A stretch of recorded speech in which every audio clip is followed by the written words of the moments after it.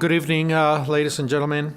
My name is Tony Payan. I'm the director of the Center for the U.S. and Mexico here at Rice University's Baker Institute for Public Policy. It's really a pleasure to welcome you here to the Baker Institute to this event today.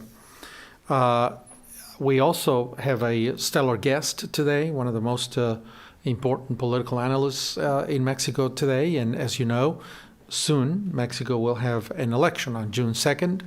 So we're all very anxious to see what our guest tonight has to say. The election of June 2nd in Mexico is going to be transcendental, not only for Mexico, but also for the binational relationship. We know that these two countries are joined at the hip. We depend on each other. There's lots of stuff going on between the two countries, and certainly who is going to be president in Mexico will matter for the United States, and who is going to be president in the United States in January will also matter for Mexico. So we're entering, so to speak, some turbulence throughout 2024, and then by 2025, maybe we'll find some good cruising altitude and a good groove for the binational relationship. So thank you for joining us today. Let me introduce our guest today. It's really a pleasure, as I said, to welcome Carlos Bravo Regidor. He's a political analyst and an independent consultant in Mexico. Carlos is a columnist in Expansión Política. Prior, he was a columnist in Reforma until recently, in La Razón between 2009 and 2014, and El Universal in 2014 and 2015.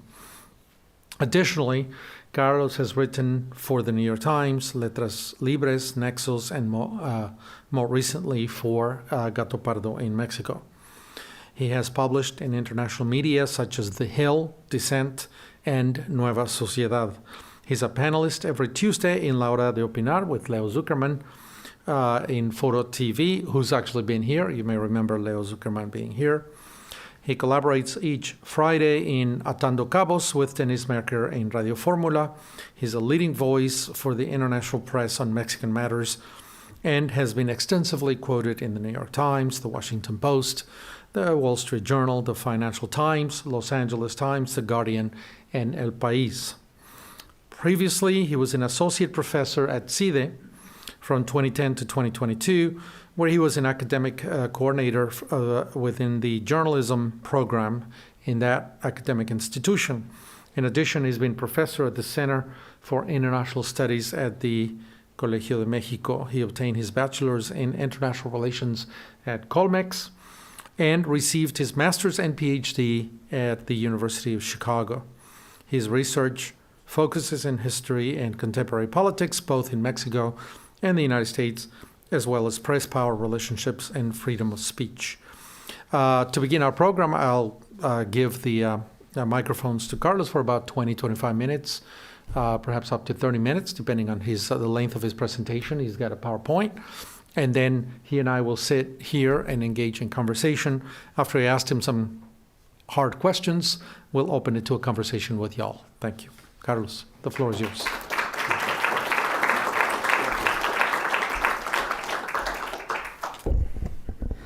Hi, how are you? Thank you so much for having me. It's a pleasure to be here at the Baker Institute. I put together a brief presentation about the upcoming election and the prospects afterwards, the day after. So I'm going to jump right into it, and then, as Tony said, we can engage in conversation. So, where are we? Right now, one of the things that are most interesting for the 2024 election is the fact that, on the one hand, Mexicans have, a mixed evaluation of López Obrador's government performance. If you look, for instance, at social programs, social policy, approval is very, very high. But if you look at crime, at public security, disapproval is very high. Other issues such as corruption or as economy, are more or less mixed. But in general, we could say that, depending on the subject, Mexicans do realize or have a realistic evaluation of the performance of the government. But when you look at presidential approval here, it is the top sort of pinkish or red line that represents López Obrador's approval. Even though the evaluation of his government is, mixed, he ranks amongst the best ranked presidents in terms of his approval. These are, each line represents a previous president. It's Peña Nieto, Calderón, Fox, even Cedillo is there. And López Obrador, ranks in the relatively high range in terms of his approval. Most of the sexenio he has been above 60%, in spite of the fact that the evaluation of his government is not that good. There seems to be a certain dissociation between government evaluation and presidential approval, particularly in the case where his government is poorly evaluated, such as the fight against crime and public security.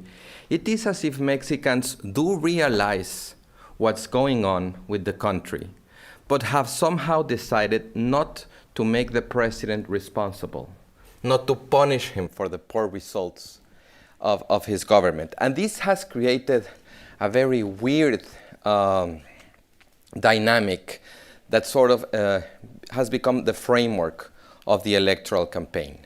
Because right now, this is a recent poll by Buendia y Marquez, what we see is that the candidate of Morena, Claudia Sheinbaum, who embodies continuity of López Obrador, is leading the polls with a little less than 60% if you take into account the voting intention for each of the parties that make up her coalition. And the opposition candidate, Xochitl Gálvez, is between 35 and 40. There's a third candidate, Álvarez Maínez, who's running very, very far behind, who right now is polling at around 5%. So we have the candidate that embodies continuity, that has explicitly said that she represents continuity of the Obradorista project, leading the polls, and an opposition candidate who falls, more than 20 points behind. This, of course, depends. There's a lot of variation between the polls. This is a poll I tend to trust a lot, and that's why I use it. But, you can find polls that give Claudia Sheinbaum an advantage of 1 digit, or polls that give her more than 30 points. But in general, I would say that, the polls I trust the most give her an advantage between 15 and 25%. This is voting intention for Congress. Again, Morena is leading with almost 50% when you look at the whole coalition of the three parties. And the opposition coalition is around 30% of voting intention. This is going to be a very important aspect of this election, how the correlation of forces between opposition and the Morena coalition ends up playing out. And one other thing that defines where we are right now in the electoral process, and I think it's incredibly important to understand what's going on, is the discredit of the opposition, particularly of the PRI. Poll after poll, we see that Mexicans associate the most important opposition parties, particularly the PRI, with negative attributes. Who has done much more damage to the country? Who is more machista? Who steals more when they're in power? Who has ties to organized crime? It's always the PRI, the one that gets higher results. And people associate Morena with positive attributes. They help those in need. They have a better management of social policy. They're worried about the people, better economic management, has better candidates, better strategies against organized crime. Morena keeps on getting very high scores and, getting very positive opinions. When you look at the PRI or the PAN as well, this is the second half of these polls. If you subtract positive from negative opinions to see what the balance of opinion is, the PRI has a minus 42 balance of opinion. The PAN has minus 26. The PRD has minus 25. The opposition parties the traditional oppositions as they're considered right now, are in shambles, reputationally wise. Morena, on the other hand, is at a bliss point. It has a balance of opinion of plus 57 points, and the two parties that run with Morena, the PT and the Green Party, are also on the positive side of the balance.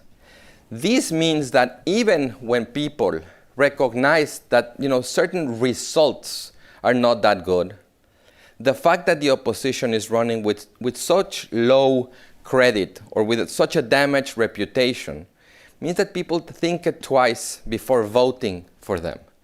In a certain way, the 2018 election meant that people really wanted to punish these traditional political parties, the traditional ruling class, and López Obrador became instrumental for that. But even if people nowadays recognize that the government has not delivered what they expected or what it promised, they have a very hard time going back now and voting for those they wanted to punish through López Obrador, voting them to punish López Obrador. That is clearly not happening. The opposition, so to speak, have become old, have become discredited, and they have not renewed in the face of the changes brought by López Obrador and Morena. Another important aspect of this electoral cycle is the impact of social policy. Poll after poll, we see a correlation between people who are beneficiaries directly or indirectly of social programs and people who have a higher tendency to want to support López Obrador or to want to vote for Morena. This has been seen over and over again. Social policy programs nowadays, the last measure of 2022, tell us that directly or indirectly, about 50% of the population can consider themselves beneficiaries of social policy, whether it's because they are directly individually beneficiaries or because somebody in their family is. People who are beneficiaries in that poll in 2022 were 65%, or gave a 65% approval to López Obrador's government. People who were not beneficiaries approved only 47%. So there is a link there, and this is also framing, in many ways, the electoral cycle we're going through.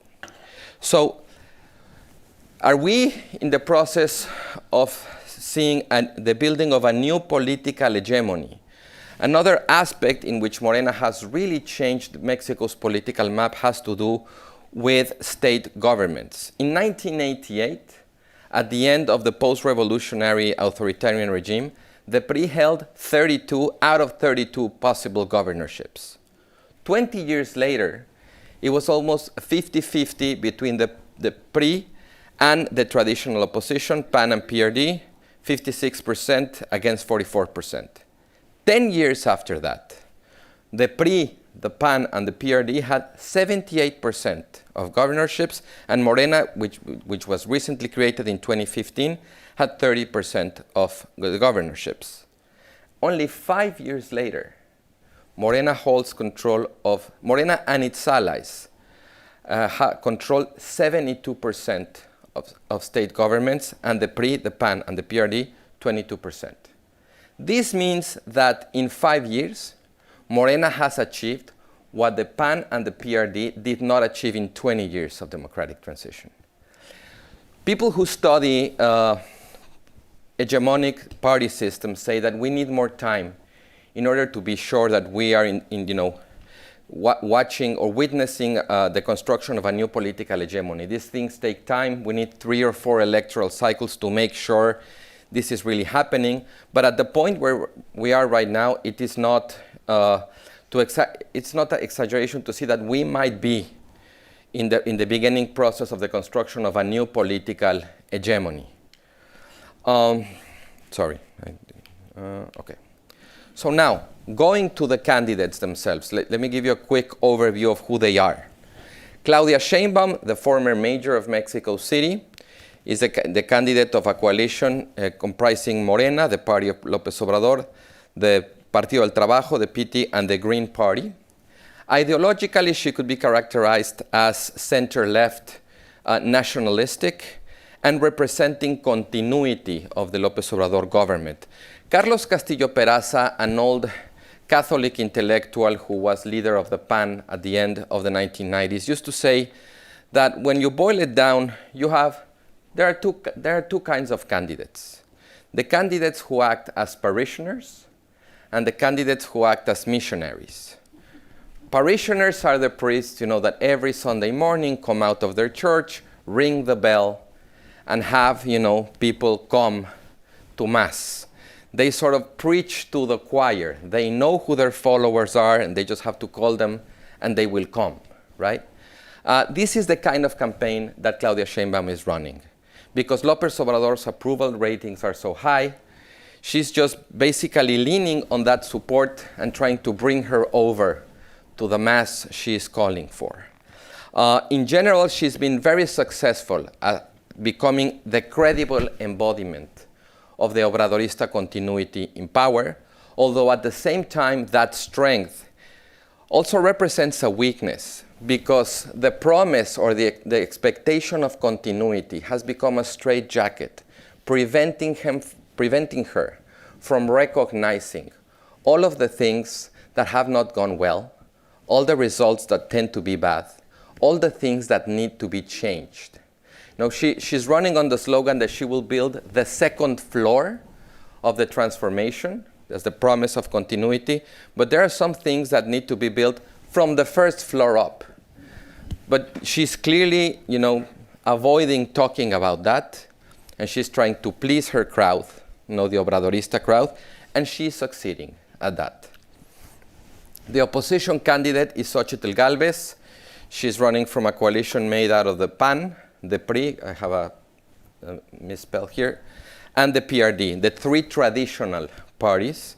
Ideologically, I guess you could call her, a center candidate who's trying to represent change, but as I said, it's hard for her to really be convincing about this because most people that voted for López Obrador in 2018 voted for change. So now, representing change regarding López Obrador and trying to bring the people who voted against those traditional parties to use them in order to punish López Obrador, it's a very hard thing to do. People don't change their minds that quickly, particularly when the change was so abrupt as it was in 2018. And she represents sort of the missionary priest in this election. She does not have enough supporters to come out of her parish and bring them to Mass. She has to, walk a lot farther, try to bring the infidels to her church, because her church is not big enough right now in order for her to be really competitive. Actually, one of the things that have been more interesting and more new about this electoral cycle in Mexico is the stability of preferences. Mexico used to be characterized as a very volatile electorate, In the three last presidential elections, we've elected three different parties.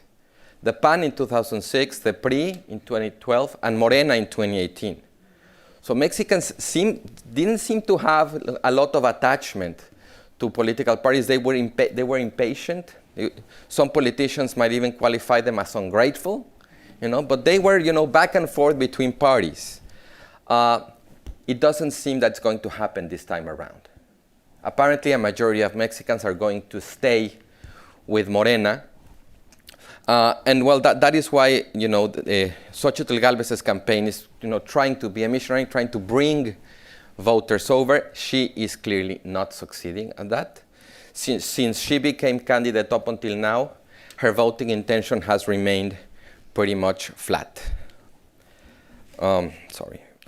And the third candidate, who's a testimonial candidate, is Jorge Álvarez Maínez. He is running for a party called Movimiento Ciudadano, MC. Ideologically, he could be considered center-left, and also somebody who wants change regarding the López Obrador administration, although he wants change from both, what they call the old versus the new politics. They are the new politics, and both Morena and the traditional parties represent old. This is clearly signaling for a younger electorate, because that's the electorate they're trying to reach in this election. And well, this is not part of the Castillo-Peraza theory about missionaries and parishioners, but since the original presidential candidate that this party was proposing had to step down, he's the governor of Nuevo León, Samuel Garcia, because he was unable to get the local Congress to appoint somebody that he wanted or somebody that he trusted as a substitute governor while he went to, to run his presidential campaign.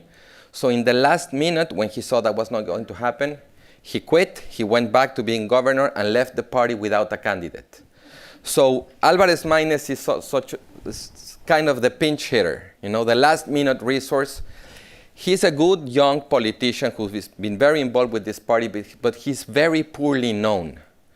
So he's clearly not going to, to shine in this election, but his job is to try to, amend the mess that was left by Samuel Garcia when he left his party candidacy. If he manages to get around 5% or more, I think he could go home happy and say mission accomplished. There's a fourth actor here, that's the president himself. And he's an actor in the first place because a lot of people are talking about a state election, about the Mexican government being involved in the electoral process through, the use of public funds, government officials, working in the campaigns, something that is illegal. And there's also, of course, the question about how large his shadow will loom over Claudia Sheinbaum. Is he really going away? Or is he going to try to control or to influence, Claudia Sheinbaum that, has been his protege throughout her political career? He is exerting sort of a looming presence that is generating a lot of speculation. All presidents have tried to influence whoever comes next after them. But, López Obrador is the first president in the history of Mexican democracy that is able not only to have the person he wanted to become the candidate of his party, but also to have that candidate be really competitive. No other president in the history, on the young or the short history of Mexican democracy since the late 1990s, had achieved that. So this time it might be different, particularly because the Morena coalition, the most important glue that keeps it together is López, more than any ideological, preference, is the leadership of López Obrador.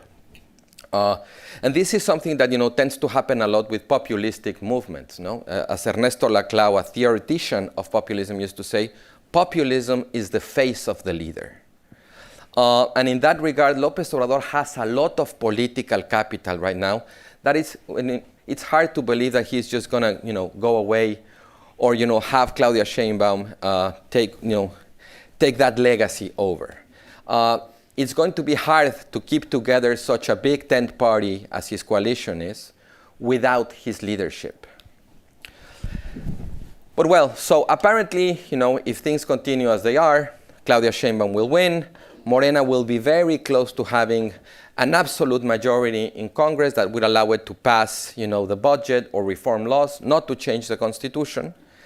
But what does the election look like the day after? Well, there are three things that we need to really keep an eye on. The first one, as I said, is the balance of forces in Congress. Particularly losing parties are going to face a very perverse incentive, saying, well, we are on the losing side. Our influence is, very limited. Morena is going to go out and fish. Try to recruit some people from other parties and try to bring them over, You're going to have more influence, in policy. You can have a better career. We have a larger and brighter future to offer, clearly, after the election results. So we have to see what happens there. The other one is how the balance of forces ends up in state governments. There are up to 9 state governments at play this time. And the opposition has a chance at winning 6 out of those 9. 2 of them very important in terms of their demographic size, that are Mexico City and Veracruz, but also Guanajuato, Jalisco, Morelos, and Yucatan. The other 3 states, Puebla, Chiapas, and Tabasco, are clearly going to be won by Morena. And finally, another signal to be very attentive to is what Claudia Sheinbaum does in terms of building her presidential team and putting together a cabinet. That cabinet will tell us a lot, for instance, about what the role of López Obrador could be over her administration. If she keeps, for instance, some secretaries coming from his government, if she brings new people, what group they belong to, etc., that is going to tell us a lot about what the next administration might look like. As James Carville used to say, campaign is the time to stab your enemies. Transition is the time to stab your friends. Now, in the aftermath, about the new government and signals, there are a number of things that are very important. By December, there's going to be the appointment of a new justice in the Supreme Court. López Obrador has, gradually tried to pack the court with justices that are favorable to his cause. He has been mildly successful at that. 2 of his appointments did not really become his justices. Other 3 have. If he gets 1 more, if he has 4 justices out of 11, that can actually mean that the court does not have a big enough majority to reject certain controversies against the government, but we'll see. Another issue that's going to be very important and that really requires some serious shift policy-wise is violence, criminal organizations, and security. There are large swaths of the country that are really controlled by criminal organizations that are playing a very active role in the electoral process, becoming a veto actor with political parties deciding who can run and who can't, particularly at the local level where they really need some political protection, a racket, in order to continue with their illicit operations and activities. And, it's becoming a problem. Because, this is not only the narcos, the old cartels. That sounds like vintage language right now.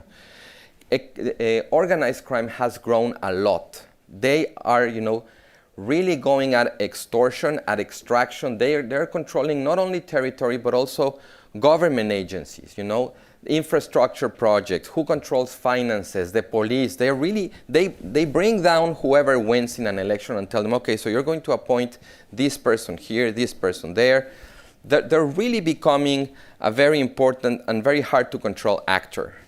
Another instance that's going to be very important in terms of seeing what the policies and the signals are from the new government is public finances. It is overdiagnosed that Mexico needs long overdue a fiscal reform. López Obrador had the clout twice to pursue it, and he chose not to, probably because the political cost was too high. But the next government, if they really want to, have certain margin to do things, they need revenue.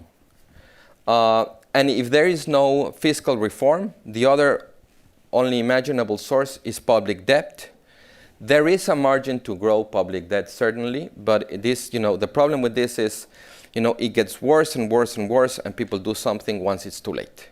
So that might be, the path that the next government chooses in order to deal with, very tight public finances, but this would only mean kicking the ball of this problem into the future. Energy policy, as you know, has been very, very controversial. López Obrador, in this area in particular, has been very nationalistic. He hasn't been business friendly, as he has, if not in rhetoric, at least in action in many other instances. The energy policy is a problem because Pemex is broke, because the capacity of Mexico to generate enough electricity to tend to the growing demand that is happening already and that will happen more with nearshoring is, at full capacity. And in general, prices have not improved, service has not improved. There needs to be an overhaul there. And finally, the health and public education systems that particularly after the pandemic are in shambles. One of the worst results of this government has been the loss of coverage in terms of health services. About 40% of the population has no access to public health, when this number was below 20% 5 years ago. Finally, there are some ticking bombs. You might have heard about the process of democratic backsliding or democratic erosion that is going on in Mexico in 3 key areas, such as elections, the courts, and the press. The government has, deployed a very hostile attitude and a very hostile strategy against electoral authorities, against the courts, and against the independent and critical press. They have more or less resisted, but if they have resisted, it's because they have been under attack. And this might continue, and with Claudia Sheinbaum winning by a large margin, this might actually improve her position in terms of being more aggressive against these instances. There's also the problem of not only democratic erosion, but state weakness.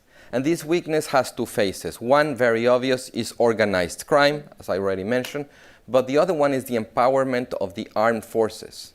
Mexico has militarized its security for the last 15 years, and the results have not been great. But what has happened with this government is that we've renounced any sort of post-militarization horizon, where we're building better or larger police forces. We're not doing that anymore. We are at the last instance, which is the military, even though we know that the militarization of security is not improving the situation. So the state is weak because organized crime is growing, and its armed branch is not delivering. The Mexican state is weaker today than it was 5, than it was 10, than it was 20 years ago. The fact that the next president could actually end up the process of trying to have a court that is more amicable to its project is going to necessarily translate or have an economic impact, because this is going to create a lot of legal uncertainty. Between the judicial reform of the mid-1990s and today, even though there were a lot of problems with rule of law in Mexico, at least it was known that the Supreme Court and that there were professional judges that would really, take cases and adjudicate conflicts on their legal merits. If the Supreme Court falls, this might mean that issues that you could resolve through the legal channels will have to go through political negotiations. And this lends itself, of course, to a lot of corruption and a lot of uncertainty. Finally, there is the issue, I've talked about this already, about how much margin of autonomy is Claudia Sheinbaum going to have vis-a-vis López Obrador. So to finish, there is this growing sense that we're seeing, a return of the old PRI, of the old authoritarian post-revolutionary party. I think that it is a mistake to frame it like that. There are, of course, a lot of similarities, ideological similarities, style similarities between López Obrador and Morena and the old PRI. But this seems to be something new, because this is happening all across the world, not only in Mexico. There is a different international context from the Cold War context of the second half of the 20th century, an international context that seems to be more propitious for authoritarian leaders, for authoritarian governments, with the rise of China, with Russia, with the hegemony of the United States being really challenged, the fact that the United States has, a lot to deal with, both internationally with the wars and nationally, with Trump and with the U.S.'s own democratic backsliding risk or threat. Mexico has a very different party system than it used to. With the PRI, it was, only the PRI and then, testimonial oppositions.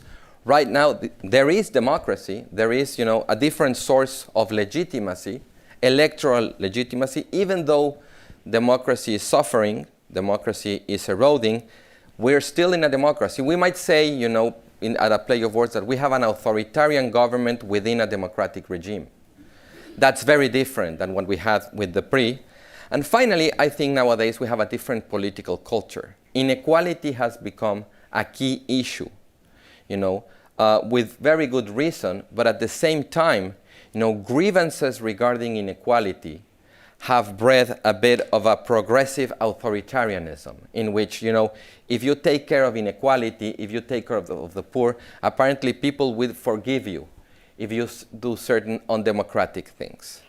So that is what we are, and that's what the election looks like. Thank you very much.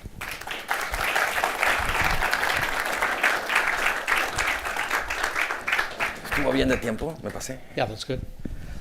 Thank you, Carlos. Very interesting reflections. I have a couple of questions before we open it to the audience.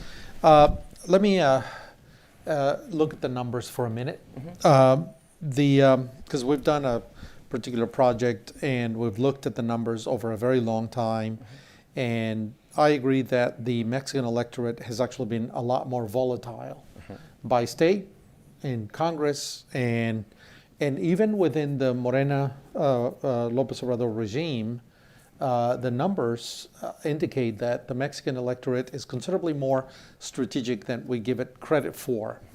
For example, they got almost 31 million votes in 2018, but they dropped to 20 million in 2021, and then 14 million people came out to vote in that odd democratic exercise, the recall election.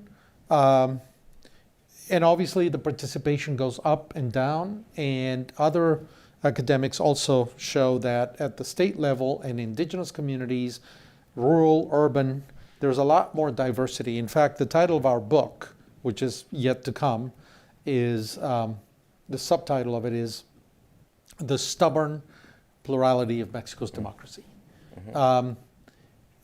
Do you see any potential for the other political parties, MC and the opposition, to actually be able to balance in this election? And more than the political parties, Mexicans themselves to begin to say, we need to rebalance power at the at the ballot box, so to speak. I do see the potential for that. I think there is a strong opposition electorate, but not so strong opposition parties. I think, these parties that used to run against each other, that we grew up thinking of them as adversaries, are now together. And this does not sit well with a lot of people, right? Because, this party used to be on the left, this party used to be on the right, and now they're together. And the thing that's bringing them together is just their antagonism against López Obrador. So I think there's a problem there, a political credibility problem for the opposition parties. And I also think that the discredit I mentioned somehow prevents, people who become disenchanted with López Obrador to vote for them. There's also one more thing that has not been talked about a lot, but I think it's crucial to understand this sort of dynamic, this equation, which is, in Mexico, the entry barriers to the political market are very high. It is incredibly hard to create a new political party. And this has sort of frozen, the existence of these old political parties that are very discredited, that many people don't want to vote for again. They want, to do away with, particularly with the PRI. But at the same time, there are no new political parties. MC is one, but it's still very little. I think it is playing a longer game, so to speak. So we're stuck in a situation where we have a new force that is becoming hegemonic. Opposition parties, that have an electorate, but that don't really, are not able to really galvanize it or mobilize it up to the levels they would need to become competitive. And rules that prevent this democracy in such need of renewal to have new opposition political parties. In that situation, I think this situation is ideal for Morena to keep on building an hegemony.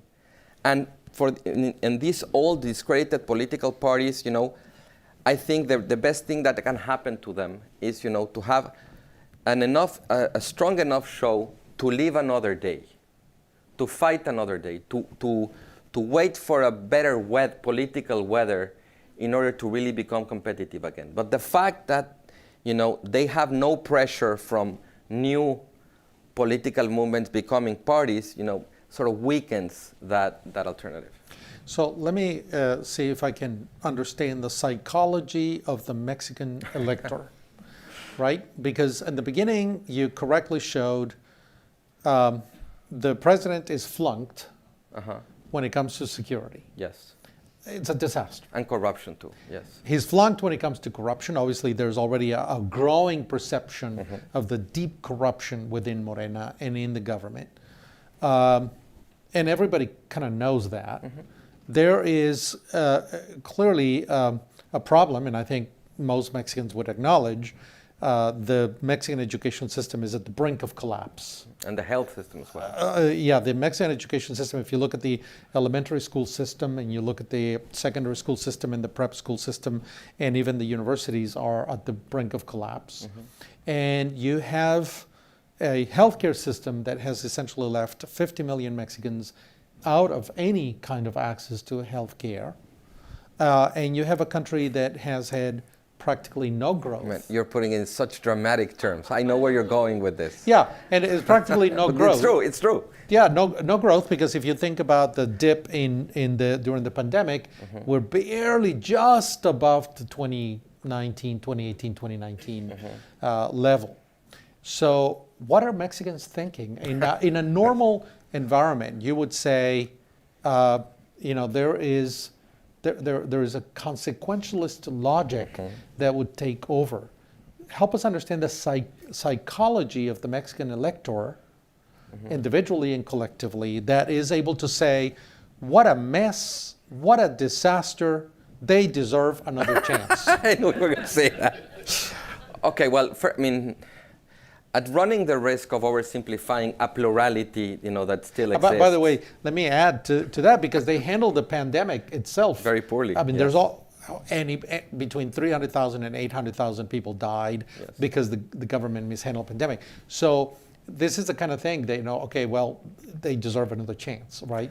Well, let me put it this way. I think, at the risk of oversimplifying, as I said, that many Mexicans do think that the government has done poorly, but at the same time, they are not convinced that they want to vote against the change that they massively voted for only 6 years ago. The 2018 election was, on the one hand, a very normal election because the Peña Nieto government was very unpopular. It was meshed in an avalanche of corruption scandals. The security situation had improved by the end of the Calderón administration and the first years of the Peña Nieto administration, and then it went for the worst a lot during particularly the second half of the Peña Nieto administration. So there was this growing sense that there needed to be a radical, unequivocal change. And López Obrador was able to embody that hope, or that anger, as you want to see it. And this was the third time that López Obrador ran for the presidency. He lost in 2006. He lost in 2012. A majority of Mexicans had rejected him twice. But as they say, a clock that is not functional, it's still right twice a day. And I think, in that regard, the third one was the charm for López Obrador. He did not have the best diagnosis. He did not have the best proposals, but he sort of captured the imagination of a lot of Mexicans that were willing to give him an opportunity, the third time around. And this is something that is happening all across the world. Political leaders that in normal circumstances you would say they stand no chance, they look old, they feel anachronistic, suddenly become very attractive because they embody these grievances or this hope for change. I think that was the case with López Obrador and a majority of Mexicans that voted for him. He was the first president in the history of Mexican democracy that won by more than 50% of the vote. The distance with the second place was more than 30 percentage points. So this was really, a realignment of Mexican voters. 5 years later, I'm sure a lot of them are disappointed, that a lot of them are unhappy, but at the same time, it's very hard to ask people, after such a change, to go back.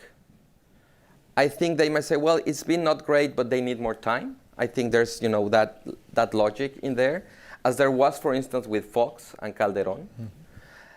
There's also, of course, a lot of people that have benefited materially, individualistically, from this government that want to continue, and others that are having a hard time,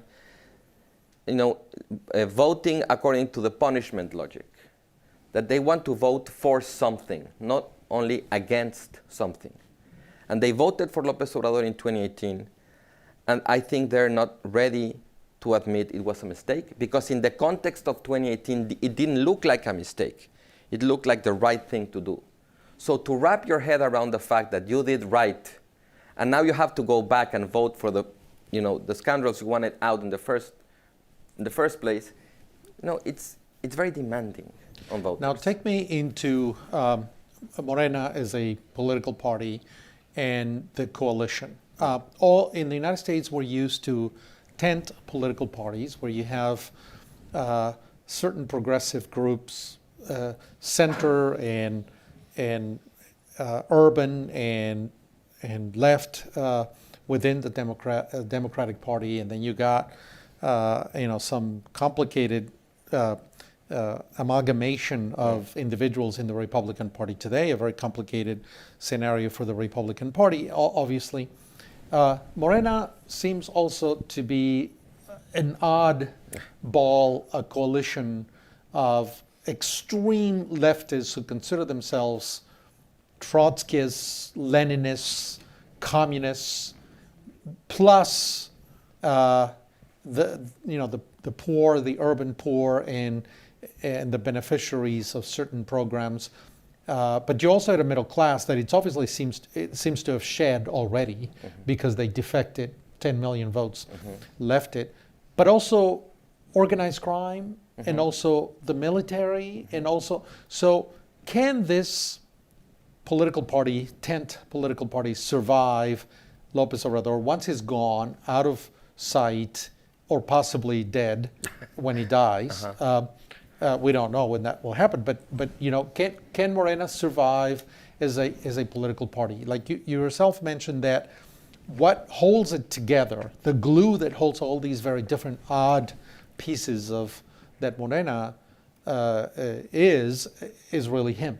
Once he's gone, out of sight, can that hold the military? I mean, I have some colleagues who were absolutely against militarization during the Calderon administration, but are perfectly comfortable today with the militarization of the López Obrador administration, and on and on. So can that hold?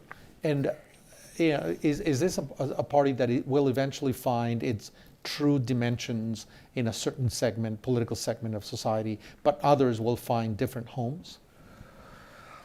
Well, I mean, it is a very valid question at this point. But at the same time, I think we tend to focus a lot on how much margin is Claudia Sheinbaum going to be able to carve for herself if she wins.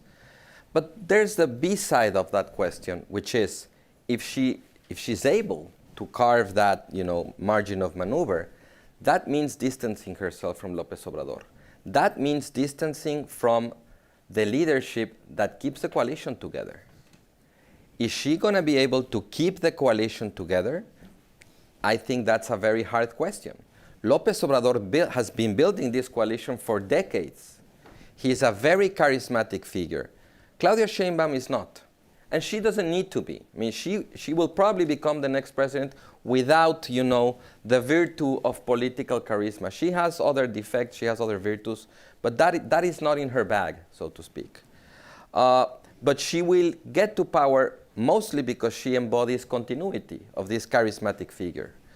So the question is, she might actually need him not to go away in order to keep the coalition together, in order to discipline all these different factions, to get the votes in Congress, to have, governors run with her in whatever direction she wants to run. So there is a B side to the question of her independence regarding her capacity to govern if she can't count with such a strong leadership as López Obrador has had in his government. So this is one of those, choose your poison moment. What poison do you prefer? The poison of having the shadow of this strong leadership, influencing, trying to control you, trying even to discipline you if you take a different line, or having to deal with the fact that there's not a strong enough leadership to keep your coalition together. I mean, both are, terrible problems for a newly elected president to deal with. But at the same time, I think, this is what's in stock for her. Tip O'Neill, Speaker of the House many years ago in the United States, said that all politics is local. The opposition seems to have nominated a good set of local candidates. Not all of them, obviously. And Morena seems to have picked up a lot of the undesirables along the way, and you can see them as candidates here and there as well. Many electors, many voters, vote on the basis of the local candidates, not just the political party, but who they think can respond to their more local needs, mayors, governors, and maybe not Congress, not the federal Congress, but certainly local politicians. Will that make a difference up? Will it bubble up into the presidential election to level that field? Or will the presidential election actually have coattails to carry a lot of these local candidates? Which way do you see it? Because I think there are some really interesting local dynamics that are not reflected in the national polls. And let me add one aspect to that particular question, and that is the number of Mexican citizens who vote splitting the ticket is very high. In almost every election, when you look at the numbers, the number of Mexican citizens that split the ticket could be anywhere between 7 and 12%. Will that make a difference? Well, I think that, just another dimension to add to your question is the fact that this is the first electoral cycle with Morena, where Morena governments at the local level are going to go back to the polls and see what the verdict of voters is. Of the 9 governorships that are at play, now I think it's around 5 or 6 that are held by Morena, and they might lose at least 3. So I understand, this sort of logic saying, well, we usually talk about coattail effects of the federal elections or of the presidential elections, pulling sort of the local elections in a certain direction. But we also know that Mexico's transition to democracy process was a process that went from the periphery to the center, or from the local to the state to the federal level. So we might have both dynamics at play here. We might have a Claudia Sheinbaum that exerts a certain, that has a coattail effect upon local elections, but at the same time, local elections, particularly at the places where Morena has really failed and where it might lose, which is Mexico City, Veracruz, and Morelos. Mexico City and Veracruz are very important because they have a very large voter registration census. That might actually exert an influence in the other direction. I think we should think of this individually, by state, and see how that translates. At any rate, the fact that Morena could actually lose Mexico City would be very important politically and symbolically, because this used to be the bastion of Obradorismo. It's the city that López Obrador governed. It's the city that Claudia Sheinbaum governed. It is no small irony that she might win the presidency, but her party might lose the city she used to govern, right? But I think we cannot generalize nationally. We need to look at the individual states and see what the size of the voting population is in order to make, a more fine-tuned approach to what that effect would be. So help me understand some of the cleavages in the Mexican electorate. The urban-rural divide, it's clear. There's a lot of cities in Mexico, Monterrey, Guadalajara, Mexico City in the last election, 2021, and many other large cities in Mexico, state capitals that are governed by the opposition, however discredited it may be, PAN, PRI, and so on, Saltillo, Durango, Chihuahua, and on, right? So the urban-rural divide will matter to a large extent. The women, men who also seem to vote differently, slightly differently. The middle class and the poor, the recipients of these. What are the cleavages that you think will matter in this election when you look at the entire landscape of voters in Mexico? Well, I think income levels, years of schooling are important predictors of people's preferences. Also gender, although that might not play as expected because both coalitions have a women candidate. And Mexico will have a female president for the first time in its history, regardless of who wins, right? So I think, gender this time around might be complicated to assign because of that. And Xochitl Gálvez has problems with women, particularly in the north. A lot of women there don't seem to like her that much, don't see themselves in her. And I think that another cleavage that's going to become very important is the pro or anti-establishment cleavage. And by establishment, I mean the old political class, the old political parties. This is, there used to be, you could see it not only in Mexico, in Latin America, a great appetite for change. I think it's around 70% of presidential elections in Latin America between 2015, 2016, and now have been won by opposition forces. So there was a regional, very clear appetite for change. López Obrador in 2018 was part of that. Now in Mexico, we don't seem to be there anymore. There might be deception. There might be the sense that, this is not what we were sold on. But I think that in the end, what's happening is that the electorate is not finding ways to realign itself after the realignment of 2018. There's still a very strong feeling, poll after poll, that people reject the establishment. And people don't see, even though they're building a new hegemony, most Mexicans don't see Obradorismo as a new establishment yet. They still win from appealing to anti-establishment feelings, anti-elite feelings, pro-poor feelings,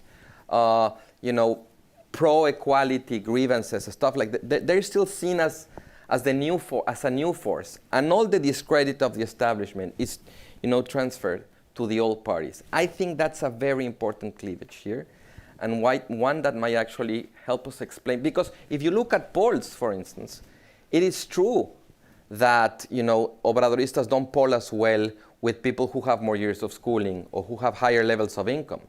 Still, the fact that they don't poll that great doesn't mean that their poll levels are not respectable with those sorts of populations. Claudia Sheinbaum is in the first place all across social demographics. She's better with the poor. She's better with people who don't have so many years of schooling. But she still polls well with the rich. She still polls well with people who go to universities. So it's clearly something beyond that. And I think that's the anti-establishment feeling. Let me ask you one question about the challenges of the next administration, whoever that may be. It's a complicated scenario for any president to come into. You have organized crime that operates now like a national mafia, a confederation of organized criminals who are in just about every segment of the economy, from stealing gasoline to criminals, extractivist capitalism, tree felling in the forests, and illegal mining, and then they're also embedded in the military and the National Guard, in the ports and the seaports and the ports of entry at the border and everywhere. And then you can see them extorting and kidnapping. And they not only extort large businesses, they extort the lady that sells stuff in the streets and then now has to pay a certain criminal tax, and that has to, or the mom and pop shop at the corner that has to pay an extortion to the local criminal. That's a challenge, especially knowing that the police force in Mexico has been pretty much devastated, and there's nothing to take its place, at least not that I can see, the military or the National Guard. You have complicated growth, because if you look at economic growth, the three things that create economic growth in a society, which is essentially investment in people, health, education, about to collapse. Research and development, scientific investment in scientific progress, it's practically collapsed. And of course, infrastructure and the provision of public goods, in ports, airports, roads, bridges, the kinds of things that that are required is also, they're also deteriorating very quickly. So we shouldn't expect a whole lot of growth, maybe a maquiladora 2.0 in the form of some kind of nearshoring, but not much more than that. A very polarized country in some ways, social programs that don't appear to be designed to lift people out of poverty. I could go on. What are the major ticking bombs that you mentioned, the major issues? Fiscal policy that we discussed earlier, a country that's nearly broke, with no expansion in the tax base because there's hardly any growth. And the informal economy is so big. Exactly. So, I mean, the number of challenges, we could go on and look at the whole landscape. How to tackle these issues? What is the next administration supposed to do, even if it's Sheinbaum and presumably the heir to, his mentor? He is, at the end of the day, leaving her enormous challenges. Yes. Where to begin? Well, I mean, this reminds me of that French king before the French Revolution, who was seeing what was coming, and he started thinking about, the end, and said, well, après moi le déluge, after me the rainfall. I think, in a way, López Obrador has governed like that. He has governed on a very short time span perspective. He's leaving his success. He wants Claudia to be the president, but I keep on thinking that she wants her to be the president, but she wants her weak. Probably because that would allow him to exert more influence. But I'm glad you asked this question, because this question forces us to think that perhaps the most important problems that the next government is going to deal with is not López Obrador's influence or Claudia's autonomy, but all the restrictions that she's going to inherit because of his policies. It's very strange to have a government that identifies as left, that identifies as progressive, as wanting the state to play a larger, stronger role, but at the same time a government that has devoted a lot of energy to dismantling the state, public administration, to weaken political institutions. It's a very strange combination. It's a combination that, if you want things to change and you want the state to take an active role, you need a strong state. You need, more taxes, more professionalization of public servants. Public investment, yeah. You need, to consolidate what we call the public sphere, so to speak. And this government has done the exact opposite, in a way. I mean, a lot of people call them, surprisingly neoliberal. Even in terms of social policy, instead of investing more in health or in education, quality public services, it has expanded a social policy of cash transfers, which basically means, take the money and solve your problem in the market. It's a very neoliberal thing to do for an anti-neoliberal government. So in a way, it seems to be a coalition that does not really want to transform Mexico, but a coalition that wants to make Mexicans a bit more comfortable as they are. In terms of security, the army is not going to deliver because it hasn't and it won't. A security policy like the one that has been deployed now really creates no sense of dissuasion. How do you call it? Deterrence. No sense of deterrence against criminal organizations. So yes, one gets the impression that there's a coalition, or at least a strategic coordination taking place between the armed forces, criminal organizations, and Morena.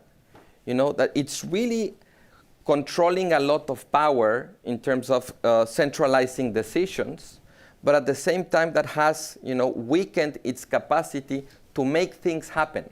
You can think of power in two ways. How concentrated the decision-making process is, or how much capacity you have to make things happen, to turn decisions into facts. On the first axis, López Obrador has been very successful at concentrating power. But on the second one, he has been very successful at cutting his arms, so to speak. So the capacity to enforce changes, to make significant transformations that the next government is going to have is going to be incredibly limited, restricted to the point where, the question about the direction in which Sheinbaum, if she wins, takes the country is less relevant than the very fact that her capacity to take the country in any direction is going to be severely compromised. So the idea there would be that perhaps reconstruction begins at the local level. Mm-hmm. If you notice, some of the cities and states that are doing well is because they have competent leadership. It just so happens that states like Querétaro, Nuevo León, to some extent, Chihuahua, certain Coahuila, certain places, they happen to be in the hands of the opposition, but they're also the states that are doing fairly well, economically and in terms of security. Querétaro, Yucatan, yes. Right, Yucatan, Querétaro. So it seems to me that it begins right there. Mm-hmm. So could it be that the next wave of change in Mexico begins with a new generation of local leaders that are going to have to rebuild their cities and states, and whether that implies, tell us whether that implies, of course, a decentralization of power in the midst of something that is going on in Mexico right now, which is essentially the centralization of decision-making and power, with the paradox of diminished capacity to act. Is that? I have a very short answer to that. It will if democracy survives. It could if democracy survives. Will it? That, I don't know. But here, it's very important to take into account that these processes of democratic erosion are happening all across the world. It has happened in Venezuela. It seemed to be happening in Colombia and it didn't. It has happened in Turkey. It seemed to be happening in Poland and it didn't. So there are mixed results in terms of how far these sort of leaders with hegemonic intentions are able to take the democratic backsliding process too. And it's very important here how the oppositions play. In many of these countries where oppositions have taken maximalist, radical objectives with extra institutional strategies, they have ended strengthening those leaderships.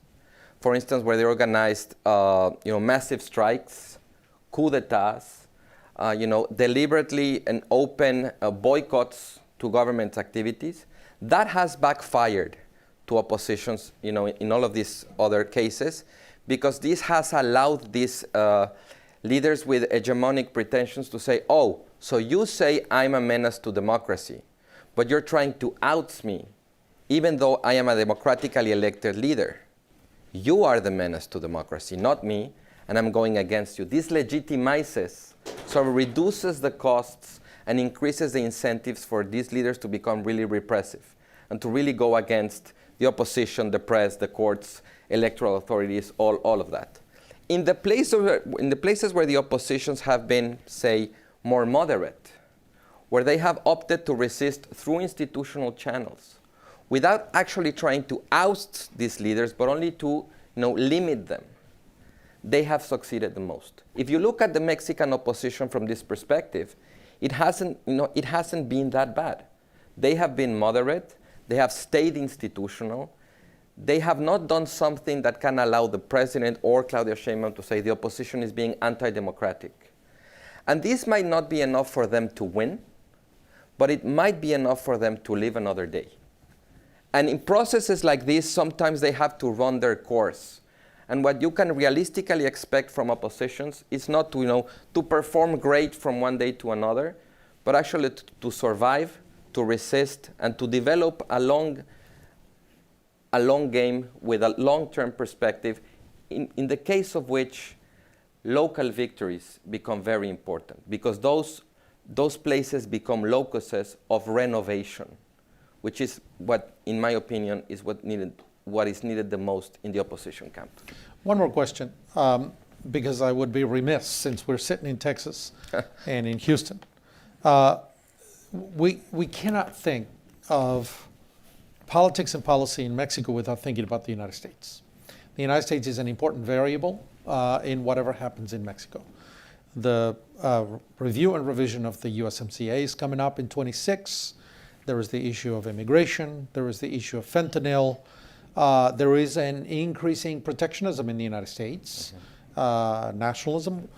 For both sides, by the way. Trump behaved that way, and Biden is certainly more effectively, perhaps more with greater capacity, but it's certainly along the same lines of protectionism of the American economy, changing geopolitical situation for the United States, and Mexico is within that sphere. What role would the United States play in the coming term, especially given scenarios in the United States where you might have a second Trump term or a second Biden term?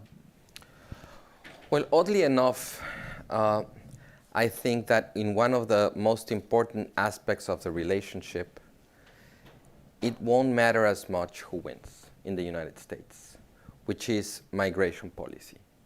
López Obrador had a very different migration policy when his term started. It was a lot more focused on human rights, on protecting immigrants crossing through Mexico, even on granting them temporary visas.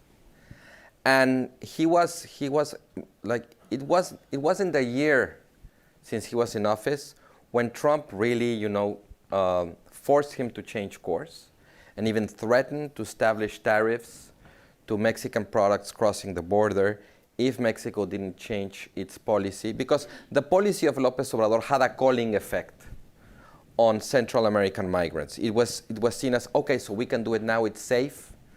And this really started creating a problem at the border in terms of the management of the migration flux. And López Obrador found out relatively quickly that if he took care of the migration flux and changed his migration policy, negotiations for USMCA were already almost done. Mexico could do very little regarding the building of a wall in the border. So López Obrador realized he was in a situation very similar to the situation that the president of Turkey, Recep Erdogan, was regarding migration to Europe. What Erdogan did pretty much say, okay, I'll take care of migration from Africa and from the Middle East. I'll receive funds from Europe to do this, and in exchange, you will leave me alone. You will not meddle, with my domestic politics. And this created a space for democratic backsliding in Turkey. I think that up to a point that has happened with López Obrador and the United States. This continued with Biden. Biden put up with a lot of stuff that, maybe Hillary Clinton wouldn't have put up with, because migration has become such a toxic subject in American electoral politics. I like to say this every now and then, which is that Mexico, López Obrador in particular, has the United States grabbed by the border.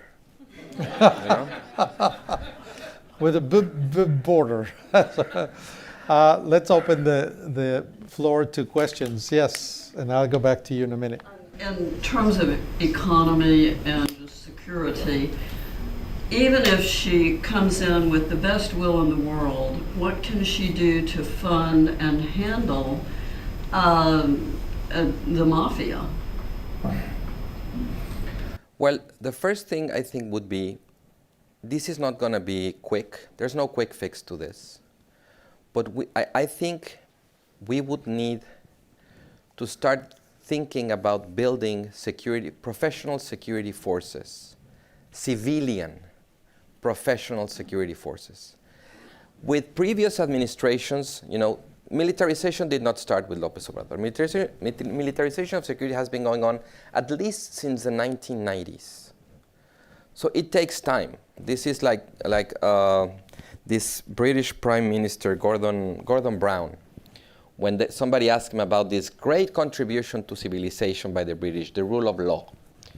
And he answered, oh, yes, the rule of law. The first 500 years are the hardest. I think there's a certain truth to that in the case of security in Mexico. But what we need, something that would really be needed, is to start planning, to start building a post-militarization horizon again. To invest, this is long-term investment, long-term institutional commitment, and this needs to be done, even if she doesn't need it because she has a majority, this needs to be done through an inter-party agreement. Of course, it's going to be hard because the military are not going to give away what they have been given. Nobody's going to have the political force to take it away, from one. And you can't because there's no one else to give it to anyway. So that would be one thing, to start planting the seeds, that are going to take a long time to grow, and they're going to, you need to water them, for a really long time. Not to turn things around, because this is not going to be turned around in a generation, but at least create spaces of possibility, because right now there are none. I want to add to that question one thing, because what I see in Mexico today is a state apparatus, a National Guard, and a military that actively participates in corruption. Mm-hmm. So they themselves are a mafia. Yeah. They themselves ask for bribes and extortions and overcosts in contracts and things like that.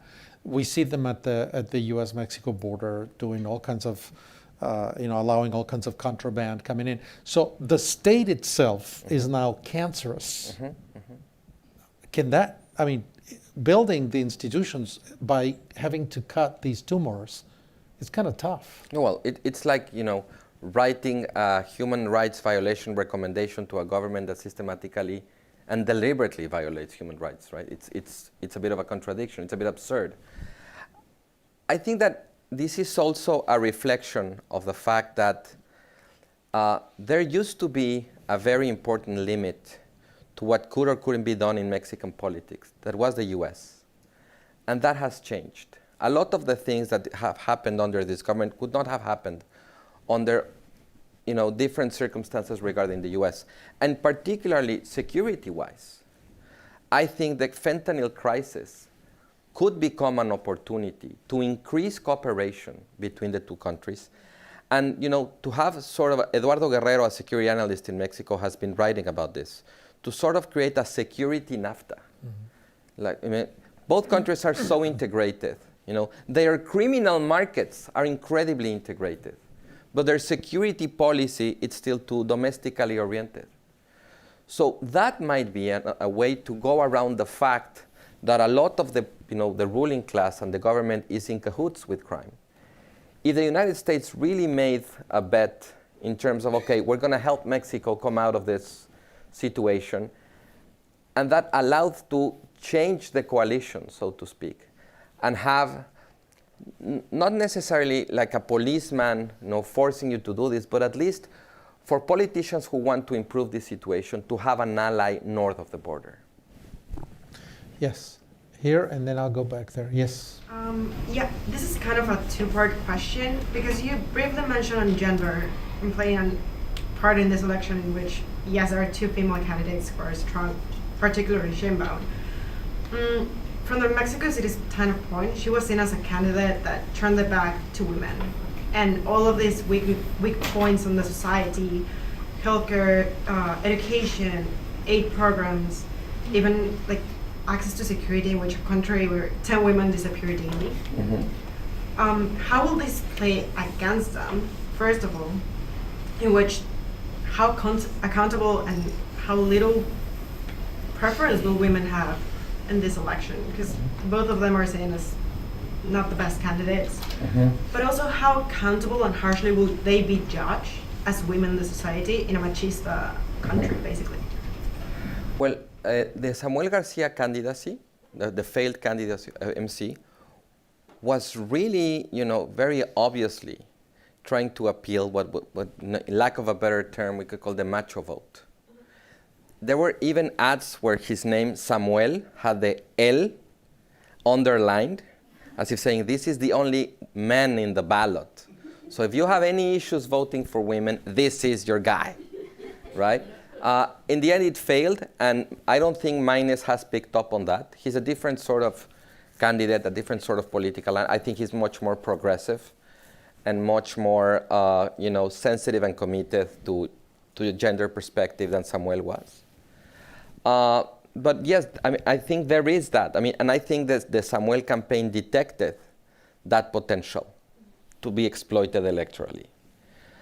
Now, regarding the part of your question about how that Sheinbaum is seen as somebody who's not friends with feminists, so to speak, because they protested in Mexico City, and they faced a lot of repression from the local government.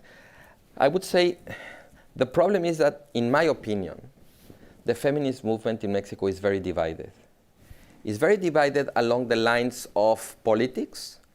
A lot of feminists consider the PAN unacceptable, like they are cavemen and they will never vote for them. And even when Claudia was so unfriendly to them, she's more of a progressive. She's always been on the left. She's always been pro-choice. I mean, she has certain credentials because, I'm not going to say she's a leftist, but she occupies the space of the left in the political spectrum. So a lot of feminists see her as someone they can work with better than a panista. And it's also very divided because of the trans issue. So the feminist movement in Mexico is not going through its best moment politically. And I think that has sort of weakened it when at the beginning of the sexennium it looked really strong. It looked as if women are going to be the strongest social or opposition movement on the streets, particularly the second year. Starting the third year, it kind of started waning away. I think this, internal fightings and division really kicked in. And, neither Claudia Sheinbaum nor Xochitl Gálvez are known as political figures with close ties to the feminist movement. Their political careers have, this has not been their cause, to be frank, and that's okay. I mean, not all women need to be feminists. These are, women politicians in Mexico who have been, this is interesting.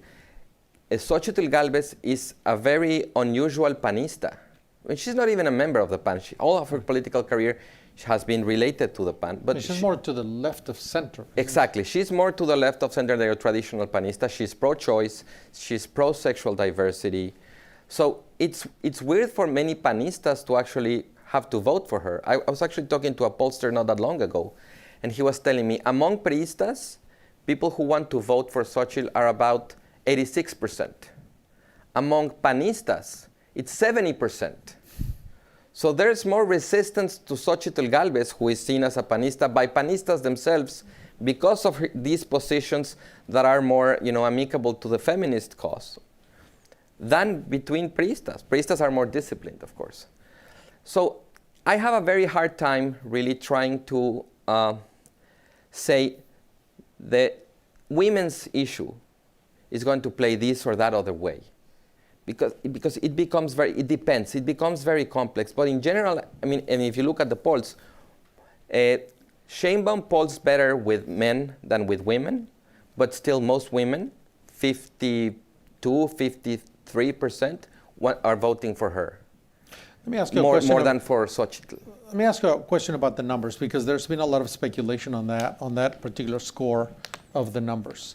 There is this particular idea floating in the air that if the participation is low, Mexico State, for example, below 50%, then Morena does very well. But if the participation rises to 65%, 68%, 67, 68%, or even higher, then the opposition will do well. What do you see in those numbers?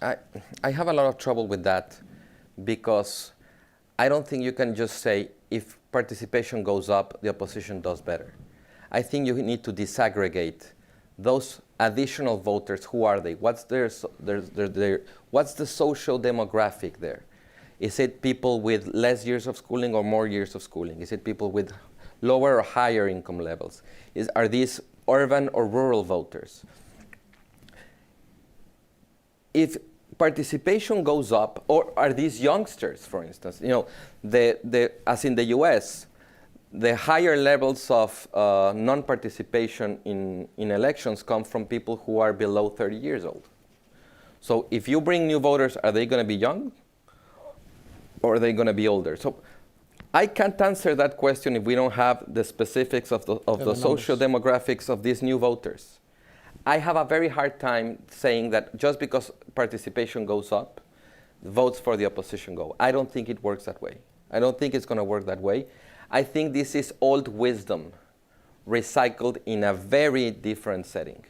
Even though in the United States we do see that the higher the participation levels, the Democrats seem to do better than the Republicans. And Yes. so that's, this is the whole debate around vote suppression and things like that. Yeah. Yeah. Yes, up there. What are the candidates' stances on China building production facilities in Mexico to bypass U.S. tariffs on Chinese goods? I know BYD, the largest EV producer in China, is in talks to build a plant that can produce 115,000 electric vehicles annually. Let me pick up another question here Okay. and then take them together. Okay. Real quick, so you can, if you want to Go ahead. take notes. Yes, please. You have, so China, yes, sir. Okay, so super quick. So the first is the journal Reforma of your participation with them. I just want to know, I don't know if you know for a fact that it was whether censorship from the government or self-censorship. I don't know how much you can talk about, but in Mexico, every time that a journalist or someone that gives their opinion, they separate from the media, they normally don't say why, and everyone just started speculating what happened.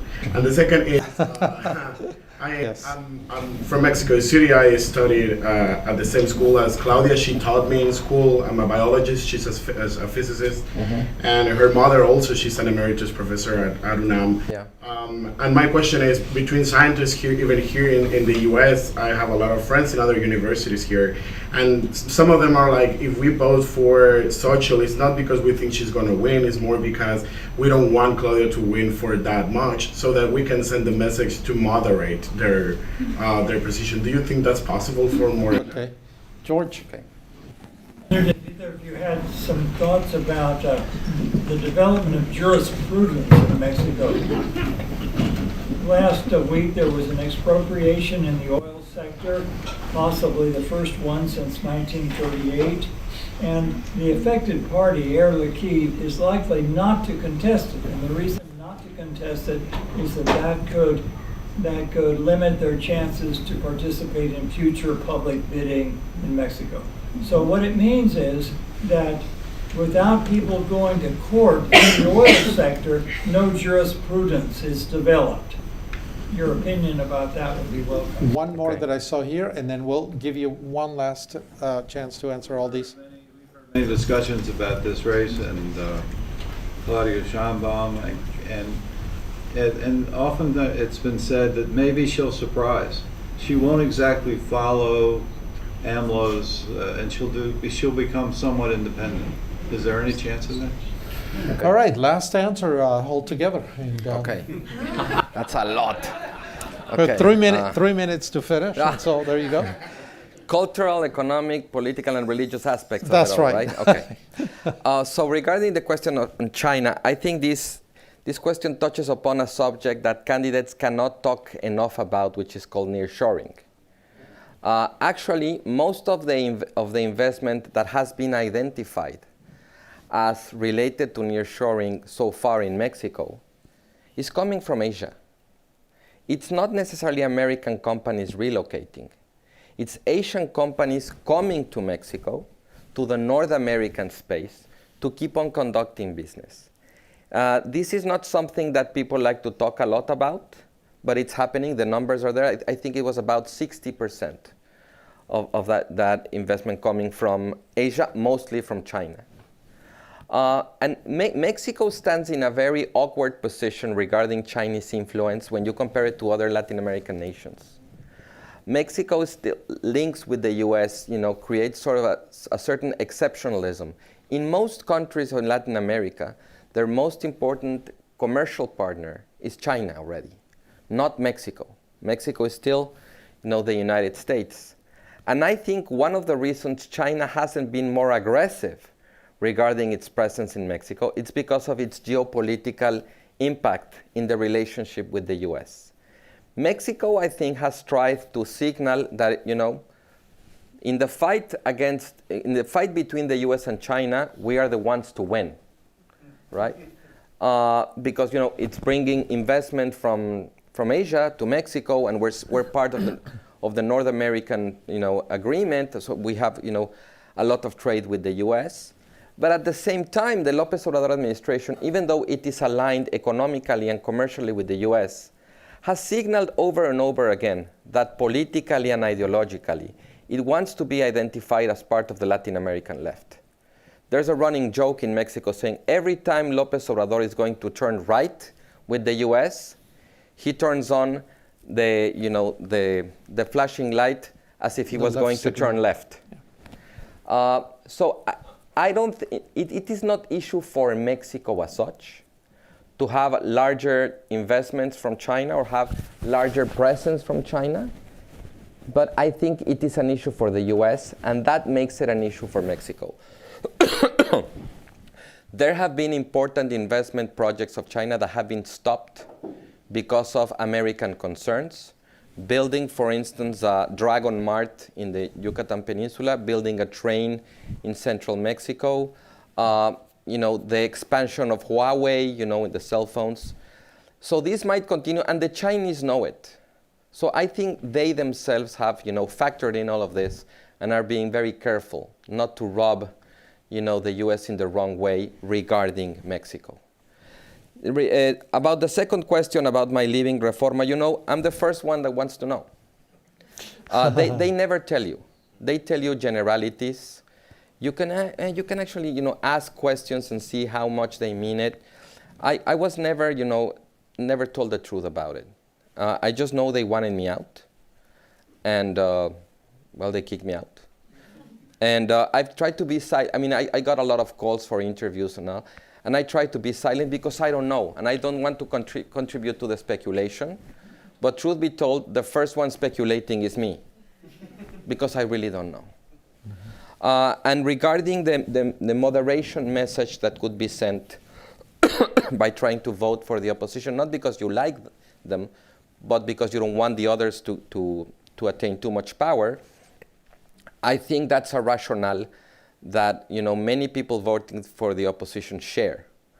Say, I don't love Xochitl, I don't love the PAN, I don't love the PRI, but I don't want these guys to have so much power anymore. And I think it's a very legitimate and valid logic to decide your vote. Regarding jurisprudence about expropriation, I think the Biden government has been very strategic in trying to push a lot of legal controversies against decisions being made in by Mexico in the energy sector.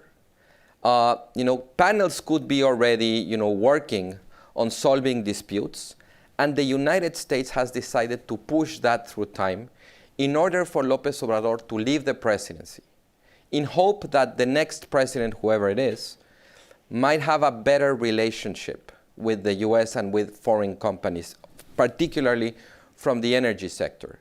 And this might have been a smart bet, because López Obrador has been a very erratic, leader in the relationship with the US. Particularly when Cienfuegos, the previous defense minister from the Peña Nieto administration, was detained in American soil and taken to be judged. And then Mexico made such a diplomatic scandal out of this that the US sent Cienfuegos back. This was really damaging to the bilateral relationship. López Obrador saw it as a sign that the Americans were not to be trusted, that they were being, all this nationalistic rhetoric, that they were being imperialistic, that they were intervening in domestic issues. Of course, López Obrador was very happy when this happened with Felipe Calderón's security secretary, Garcia Luna. He was so happy that the Americans took him, put him in jail, and sort of proved him right that he was a narco, but he didn't like it when he was a military man. So there is jurisprudence. I mean, the Mexican legal system has developed a lot in the last 20, 30 years. But right now, I don't think jurisprudence is the main problem. I think it's the politics of the bilateral relationship. And my hopes are that in the end, the Biden administration strategy of postponing conflict in hope of a better political weather, renders its fruits. But we'll see. And finally, regarding, the hope that Claudia becomes what political scientist Susan Stokes used to call a switcher, somebody who runs with a platform but once in power switches to a complete different platform like Fujimori did in Peru or like Menem did in Argentina. She might want to be a switcher. But I think the question is she going to be able to? Because she needs a strong coalition to support her in the switching. And she will come to power strongly in terms of her showing at the voting booth, probably in terms of the, the legislative coalition she's going to have. But is that coalition going to keep with her if she switches? It's not only about her convictions or her desires, it's about the politics of it. If the appetite of the electorate was continuity, it might be hard for her to switch and betray her voters, particularly if this switching means a conflict with López Obrador. Well, it's been a really wonderful conversation. Thank you very much, Thank you. Carlos. Thank you so much. Wow. Lots to think about. I thank you for accompanying us tonight, and we'll see you next time. I feel you should hand me some sort of degree after the grilling I've been put through. Yes. Well, have a good night, everyone.